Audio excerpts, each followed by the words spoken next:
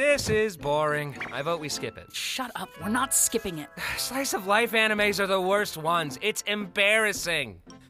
I mean, I guess it's not as embarrassing as that time Gangle took an anime figure and... That's fine. This is the Jax that we remember, know, and for some of us, love. He's sarcastic, abrasive, difficult to get along with, always poking fun or trolling those around him. But I love this episode because this opens up some questions on, wait, is this just an act? Is there more to Jax than it seems? And that's the thing, is that we often judge people from those first impressions, but first impressions can be wrong, and possibly even a deflection or a mask that someone's hiding behind because there's more to a book than just the cover. Here. Thanks. Do you think Gangle is actually capable of being happy? What? I don't know, like her comedy mask still breaks every day. Does she think hanging out with Zubul is gonna magically fix that?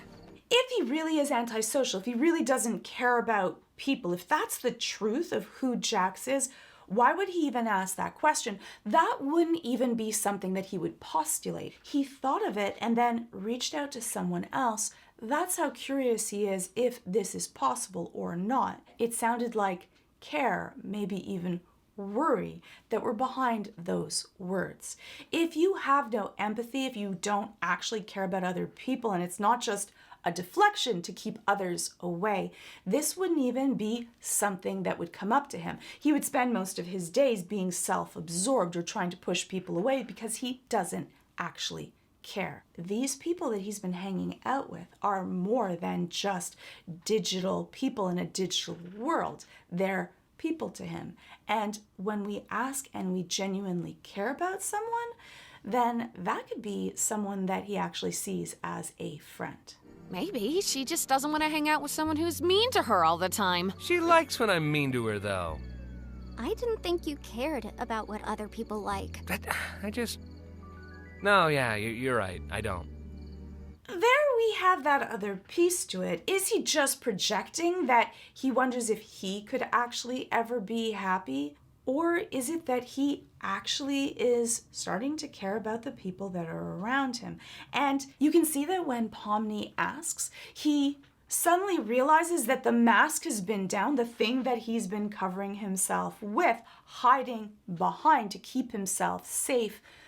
And I would assume from feeling, because feeling vulnerable is a weakness to him, that he actually puts the mask back up. But his tone in this seems actually disappointed. Disappointed that he's judged for this. I think that part of Jax, it almost seems like he's sad that Pomni couldn't see beyond the mask, that there's more to him than this abrasive outer coating. Jax definitely sees this as a digital world, and for a lot of people, when they're anonymous or believe that they're anonymous, they can do horrible things. They can act out things out of their own strife or anger or pain on other people because they don't see it as real. So it can be a way that they can vent off, can be able to get rid of their frustrations, can be able to get back at people for the other people that actually hurt them. And in a lot of ways, bullies are people that have been hurt themselves, and so hurt people hurt people. Do you have any actual friends? Not anymore. Oh, wait, no. I'm sorry. I wasn't talking about that. That wasn't meant to be, There's two pieces that are interesting if we actually dissect this psychologically. One is that no doubt he does have someone that he cared about and cared about deeply. And Ragatha knew this and feels bad for hurting Jax, for sharing a secret that was between them. And that's kind of interesting because that means that they had this secret pact, this unsaid understanding that this was something that was precious, that she wasn't going to tease him or bug him about. A lot of times you can tease someone about something, but there are certain things, certain areas that you won't go to. Those are their triggers, the things that will actually hurt them. And sometimes we step on other people's hurts without knowing it. If you ever go from 0 to 100 really quickly, being upset or being hurt, that means that someone has touched on a subject that is very sensitive to you, or it's perhaps something that you've been hiding or you're worried that you'll be judged for. If you have someone that's really mad or upset at you and you don't understand why, it's probably because of that, because you've touched on something that is sensitive to them and they don't want to go there. And you want to avoid doing that to people that you care about. That's the thing though, if you don't share things with people, they don't know. Your job is to teach people how to treat you. What was that about? It's nothing. Who cares?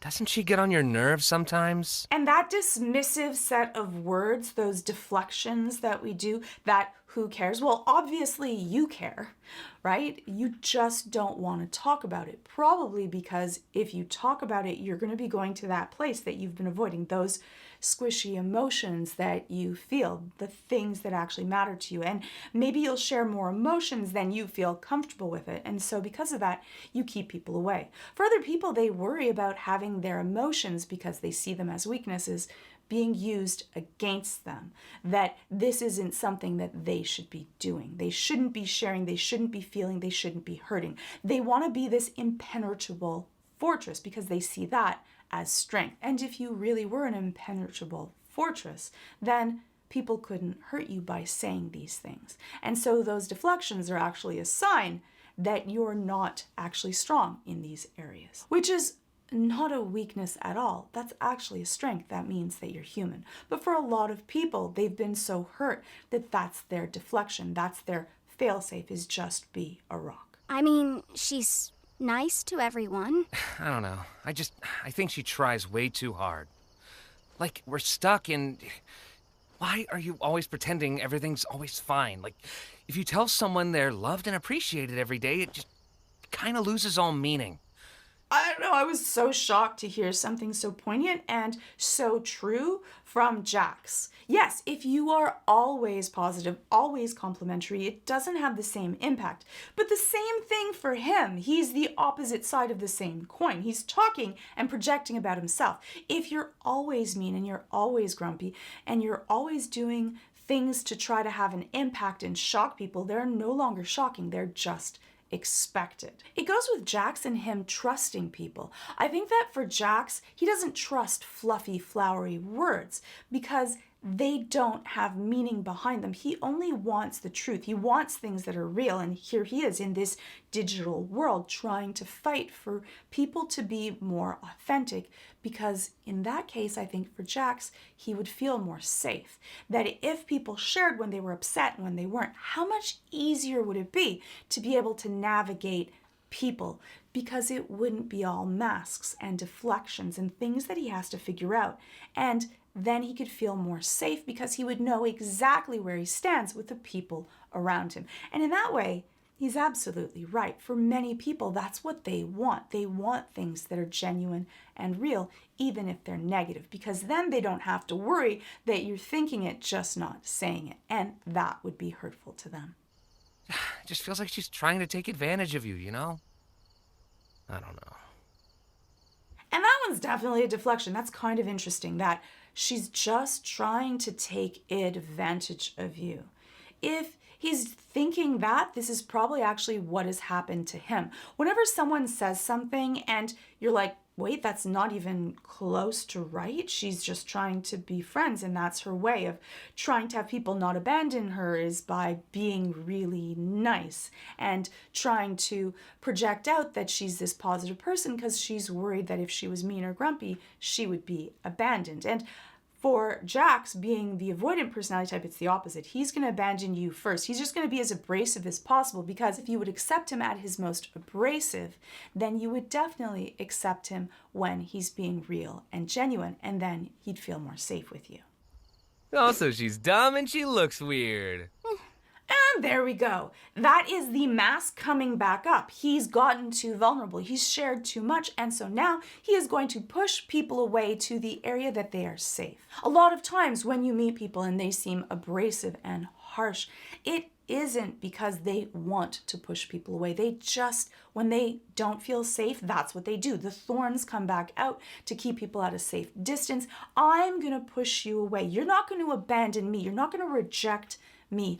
I'm going to reject you first because I assume that I'm just going to be rejected anyways. And unfortunately, that ends up with a whole bunch of self-sabotage, a whole bunch of someone setting up traps that they know people will fall in. And then after they fall in, saying, you see, I knew you would leave me. I knew you would abandon me in the first place. And so you end up false positiving. You see, everyone leaves me, everyone hurts me, no one is safe. Think we all look weird. Excuse you. This is what peak male performance looks like. My ears and tail are kind of the pinnacle of masculinity. You don't have a tail. What are you talking about? Yes, I do. What the? Where's my tail? How long have I not had my tail? I have never seen you with a tail. When would that have even... I just feel bad for him losing. When you think that you look a certain way, then you realize that you don't. It's just like hearing your voice and realizing that it's not actually the way that you sound to everyone else, the way that it sounds inside of your head. It's kind of shocking in that way. And I would get it. If I lost my tail, I would feel bad also. So you can understand that for Jax, his appearance, the way that he is seen by everyone else and himself really does matter to him. This video is sponsored by 80,000 Hours. 80,000 Hours is a nonprofit that aims to help people find careers that aim at solving the world's most pressing problems. Have you ever taken one of those career aptitude tests at school where they ask you just to list a bunch of your preferences? Do you like to work outside? How sociable are you? And then it tells you what you should be, such as a structural engineer. Not that there's anything wrong with that. And you just feel confused about what exactly was this even based on, or why were you recommended this career path? Most career advice is pretty cookie cutter, and it focuses on a few of those mainstream, obvious paths, and doesn't take into account the best available evidence to actually make a fulfilling career. More importantly, relevant career advice can be really hard to find if you care a lot about doing good. That is, if you want to have a career that makes a positive impact in the world. Many sources on this topic only recommend a few well-known career paths that people often think have a high social impact, like doctor, teacher, charity worker. But it turns out that those are not your only options, and they may not be your best option either. 80,000 Hours is a nonprofit that helps you find a career that is both fulfilling and can make a big positive difference. The name comes from the number of hours in an average career. 40 hours a week, 50 weeks a year for 40 years. That's a lot of time. And that means that your career is probably your biggest opportunity to have an impact. 80,000 Hours have done over 10 years of research into how to find a career that does a lot of good. And it turns out that the best way to make a positive difference might be pretty different from the ways that you've thought. They also try to avoid those platitudes and unsupported generalizations. In fact, all of their recommendations are based on careful research and consultation with experts in relevant fields. And when they aren't sure of something, I love this, they just say it. That's so refreshing. If you care about what evidence actually says about having a fulfilling and impactful career and want real advice that goes beyond aphorisms and empty cliches like follow your passion, then 80,000 Hours can help. And they provide everything for free. Forever, because they're a nonprofit. Their only aim is to help you solve global problems by helping people find the most impactful careers that they can. And if you join their newsletter now, you can get a free copy of their in-depth career guide sent directly to your inbox. Just sign up at 80,000hours.org/Georgia to get started planning a career that works on one of the world's most pressing problems. Sign up now at 80,000hours.org/Georgia. So thank you so much to 80,000 Hours, and thank you. Hopefully I'll see you in the next video. And so I think that Jax is actually much deeper character. He has this person that he cares about that matters to him that he's already lost. Someone probably that took a good deal of time to be able to feel safe with, that he feels really got him. And I love that we got to see a little bit more of Jax instead of just being this abrasive, superficial character. I love characters that are shades of gray. There's so much more to them than what you would expect. And we get to see all of these different layers. So you can let me know your thoughts on Jax and his many layers in the comments below. And please subscribe. That really does make a difference for my channel. And hopefully I'll see you in the next video.